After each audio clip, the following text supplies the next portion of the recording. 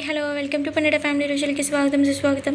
నా ఛానల్ని ఎవరైనా సబ్స్క్రైబ్ చేసుకోకపోతే వెంటనే సబ్స్క్రైబ్ చేయండి, అలాగే లైక్ చేయండి, కామెంట్ చేయండి. ఇప్పుడైతే మనం వీడియోలోకి వెళ్ళిపోదాము. ఈరోజు వచ్చేసి మనకి సపోటా జ్యూసు మనం పైన తొక్కనేది తీసేసుకుని ఇలా ప్లేట్లోకి అనేది తీసుకున్నానండి నేనైతే.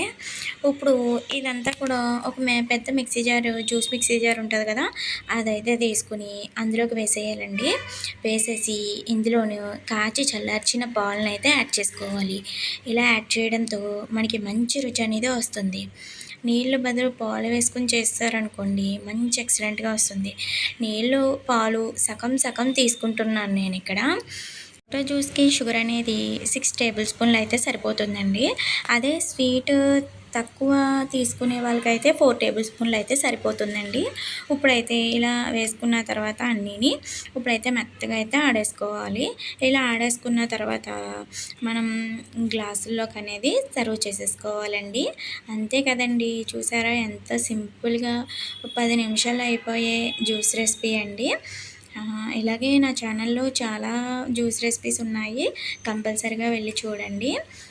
వేసవికాలం కాబట్టి మీరు కూడా జ్యూస్లు అనేది చేసుకుని తాగండి.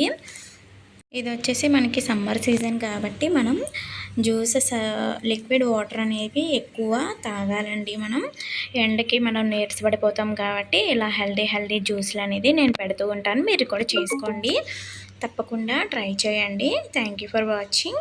నా ఛానల్ని సబ్స్క్రైబ్ చేసుకోండి.